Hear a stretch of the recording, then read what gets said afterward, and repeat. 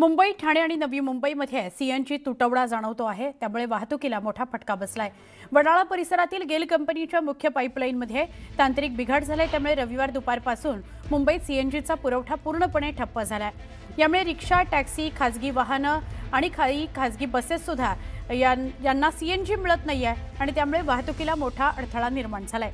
वाहन चालकांना लांब रांगा लावून गॅस मिळवावा लागतोय। अनेक रिक्षा आणि टॅक्सी उपलब्ध नसल्यामुळे प्रवाशांना वाहतुकीला येता जाताना काही साधनच मिळत नाहीये। कामावर जाणाऱ्यांना, शाळेत जाणाऱ्या विद्यार्थ्यांना देखील याचा मोठा फटका बसतो आहे। गेल कंपनीची वडाळा सिटी टर्मिनलमधील पाईपलाईन अद्याप दुरुस्ती प्रक्रियेमध्ये आहे, म्हणजे ती पूर्ण दुरुस्त झालेली नाहीये। महानगर गॅस लिमिटेडनं ही माहिती दिली की अद्याप दुरुस्तीचं काम सुरूच आहे।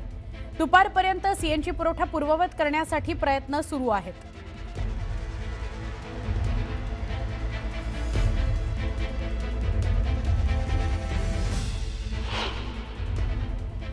ही चार दृश्य आम्ही एका वेळेला तुम्हाला दाखवतोय।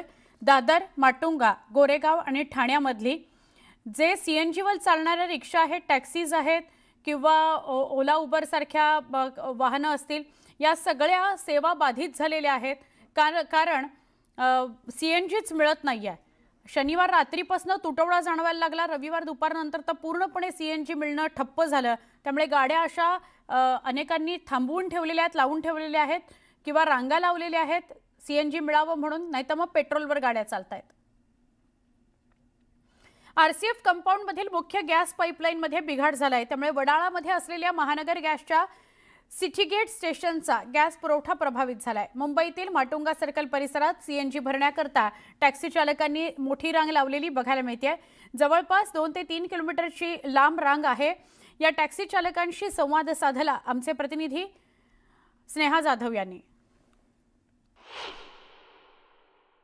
सीएनजीचा मुख्य पाईपलाईनमध्ये बिघाड झाल्यामुळे संपूर्ण मुंबई तसं नवी मुंबई, ठाणेमध्ये देखील सीएनजीचा तुटवडा मोठ्या प्रमाणावर भासत आहे। यामुळेच वाहन चालकांचे मात्र हाल होत आहेत। मी आता आहे माटुंगा सर्कल या परिसरामध्ये।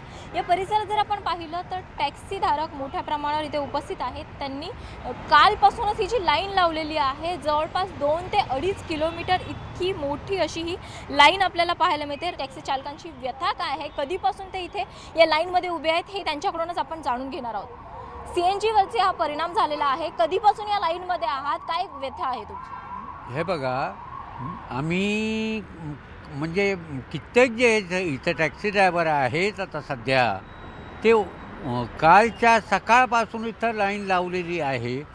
ह्या महानगरनं काय लावलेलं आहे, ज्यावेळेस जे ह्या लोकांना भाव वाढवायचा आहे त्यावेळेस हे नाटकं करायची काय गरज आहे? काय व्यथा आहे नेमकी, किती वेळ झालाय लाईनमध्ये? आम्हाला इथे 30 तास झाले। संडेपासून आम्ही लाईनमध्ये आहे आणि गॅसचं काय आहे की ते बोलतो की 10 वाजता चालू करणार आहे, 4 वाजता चालू करणार आहे। आता तो चालू नाही केला आहे। आता पण सकाळी बोलून गेला आहे की 4 तास थांबा, ते फोन येणार आहे। आणि ते आता फोन केला त्या ऑपरेटर काय बोलतो की आता महानगरवालेही बंद करून ठेवलं आहे। आता बघा रात्री चालू करणार आहे की कधी चालू करते। आम्हाला 30 तास झाला, आम्ही घरी सोडून इथे बसलो आहे। आम्हाला काय उपयोग नाही, काहीच नाही, काय फॅसिलिटीज नाही, काय आता किती दिवस करायचं? 30 घंटा हो गया, कम से कम 30 घंटे इधर हो गया हम लोग को। अभी तक कब निकलेगा, कभी नहीं। अभी आएगा, 1 घंटे के बाद चालू होएगा, 2 घंटे के बाद होएगा, कोई जवाब नहीं देता है। पंप वाला बोलता है हम लोग को मालूम नहीं, जब हमको फ़ोन आएगा तो हम चालू करेगा। प्रेशर नहीं है तो क्या करेगा वो लोग भी? इसके हम लोग पंप वाले को बिलीव नहीं लगा सकता है। जब भी वो बोलता है कि हमको फ़ोन आएगा तो हम चालू करेंगे, जब गैस है ही नहीं हमारे पास तो कहाँ से जाएगा? इसी के हम लोग कुछ बोला नहीं, खड़े हैं तो खड़े हैं। एकंदरीत आपण जर पाहिलं तर रविवार दुपारपासून हा जो सीएनजीच्या मुख्य पाईपलाईनमध्ये जो तांत्रिक बिघाड झालेला आहे, त्याचाच हा परिणाम संपूर्ण मुंबई, नवी मुंबई, ठाण्यामध्ये पाहायला मिळतंय। टॅक्सी चालक जे आहेत ते संतापलेले पाहायला मिळतात। व्हिडिओ जर्नलिस्ट उमेश गोविलकरसह स्नेहा जाधव, न्यूज 18 लोकमत, मुंबई। मुंबईमध्ये गेल्या 2 दिवसांपासून सीएनजी पुरवठा होतच नाहीये किंवा कमी प्रमाणात होतोय।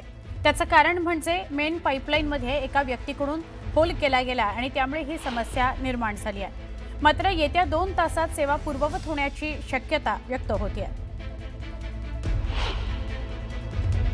प्रॉब्लम आ गई थी क्योंकि आरसीएफ से 3.5 किलोमीटर की हमारी एक पाइपलाइन जा रही है, जो कि मेन फीड पॉइंट है हमारे गैस सप्लाई के लिए। लगभग 2 मिलियन गैस, जो कि 50% ऑफ सारी गैस की रिक्वायरमेंट की वहाँ से हमारे को फीड होती है। उस जगह पे अनफॉर्चुनेटली एक थर्ड पार्टी डैमेज हो गया, जिसकी वजह से उस पाइप के सेक्शन को रोकना पड़ा। जो पाइपलाइन डैमेज हुई थी गेल की, वो रिपेयर करने का काम पूरी गति से चालू है और वो रिपेयर हो चुकी है। तो अभी 2-3 घंटे के अंदर सिचुएशन नॉर्मल होने की संभावना है।